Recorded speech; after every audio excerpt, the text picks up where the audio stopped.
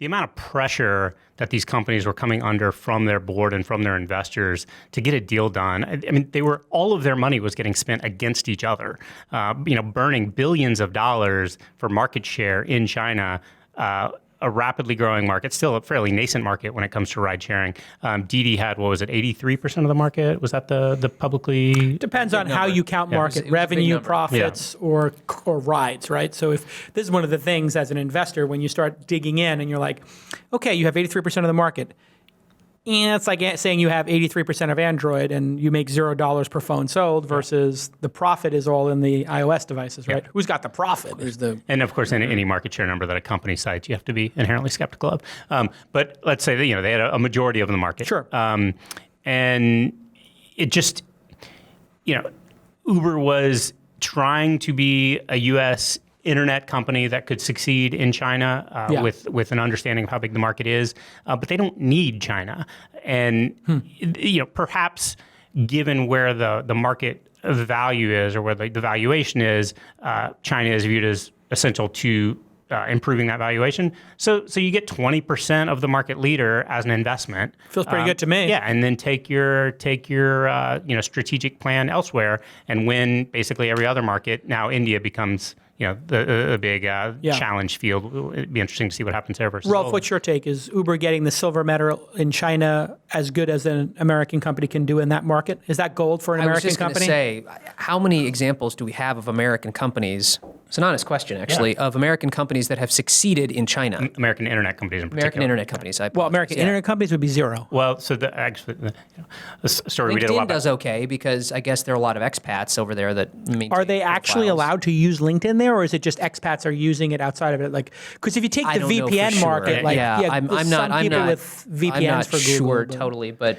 I guess Yahoo would be the biggest success story, right? Because having their 30 billion of Alibaba shares. Yeah, but in terms of strategic operating success, the one, we did a story a while back. Priceline has had a good amount of success there, and that's because they partner with local travel companies, and they're getting all the traffic or much of the traffic for Chinese nationals that are traveling abroad. But in terms of travel into China, that's still a very different market. But yeah, it's not that most haven't had success. Most of them aren't even in China. But Facebook, you have Zuckerberg is married to a Chinese woman, has been taking Chinese lessons, and they have no presence in China, zero. According to he's has himself photographed running in Beijing.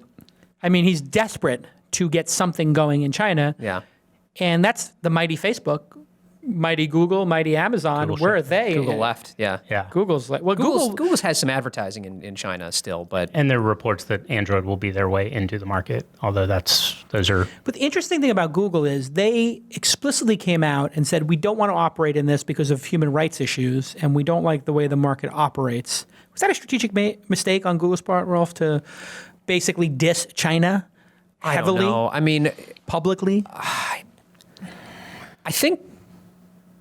You know what? I'm just thinking back to what I read about this. I didn't get any original reporting on it, but my sense was Sergey Brin grew up, I believe, in a fairly repressive communist regime. Yeah, he doesn't want to operate in this. And said, look, guys, no. If they're going to hack Gmail, I think it was Gmail, right? I think that was what again, I don't quite remember. But he basically said no. And you got to give a company credit for saying, you know what? We're going to leave money on the table. It's the bravest. It's a question of maybe there wasn't money to leave on the table because they never were going to succeed there, and the Chinese government was going to make sure Baidu was going to win. It was certainly fairly immaterial at the time. Yeah, but I give them a little credit for that for standing up on principle a little bit there. I think that had something to do with it for sure. Yeah, and their market cap's only multiplied by probably 3.5 times since then. Yeah, so they're doing okay. They're doing okay. Well, you don't need China to win, but for some of these networked products, it feels like it's going to be important ultimately for Facebook to be allowed to, in some way, participate in the Chinese market. Maybe, how do you define network, right? Because every network is a local network to some degree, and China is its own contained network. And so Facebook is succeeding quite well ex-China, right? You know what I love about all of this is it just feels like we went from isolation being the way to deal with communist, socialist, whatever. Socialist doesn't necessarily mean repressive, but let's just say the repressive regimes, because we'll take definitions out of it. Isolationism was the best approach, and now we seem to have settled on embrace and wait. So now that we're embracing China and we have some level of democracy and capitalism going on there, it feels like things are getting better on a human rights basis. And perhaps in the Middle East, we'll see the same thing. If we become more intertwined and, Saudi Arabia puts billions of dollars into Uber, and then Uber's allowed to operate there, and then people have access to Facebook or Google. Is this going to make the world better ultimately, you think, Ari? I think engagement over isolationism? But I think one critical piece to this is, yes, it's a human rights and a political issue in China, but a big part of that is the Chinese government favors its own domestic companies, and those are big companies. I mean, those are some of the biggest internet companies in the world. Hey, everybody, I want to take a moment to tell you about retargeting. This is a very, very important thing for startups to understand because customer acquisition is what it's all about, and AdRoll is the best retargeting platform on the planet. Over 25,000 advertisers use it.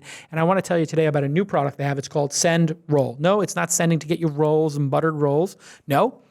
This is about email, and SendRoll lets you get all those people who are window shoppers, people who are checking out your website, and then you can convert them into buyers, which is what you want, getting them to sign up for your product or service by email.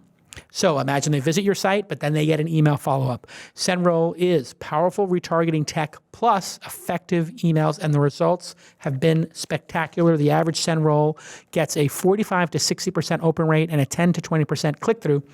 And I can tell you, running Inside.com, that is probably 4 times the industry average. And it's so easy to set up a SendRoll campaign. It just takes minutes. They give you all the templates, and they have a 24-hour, 7-day-a-week customer service line if you need help. And what I always like to do when we have somebody who has a product that's loved on our program, we don't want to read any sponsor messages, any partner messages for things that are not loved. The great part is a lot of my founders from my portfolio use AdRoll, so it's very easy for me to talk about their new product, SendRoll. James Heller, the founder of Rapify, which went through my incubator, says AdRoll is an integral part of our customer acquisition strategy. It allows us to continue to garner impressions long after the initial customer interaction. It's also one of the most cost-effective tools to bolster any integrated marketing strategy. AdRoll is the best retargeting platform, period. That's according to James Heller, good friend of mine and one of my investments at Rapify. So here's your call to action, everybody. Try SendRoll and get a $100 credit. Just go to adroll.com/twist, adroll.com/twist, adroll.com/twist, and get that $100 credit. And please try that SendRoll and give them some feedback and let them know that Jason sent you. Okay, let's get back to this amazing program.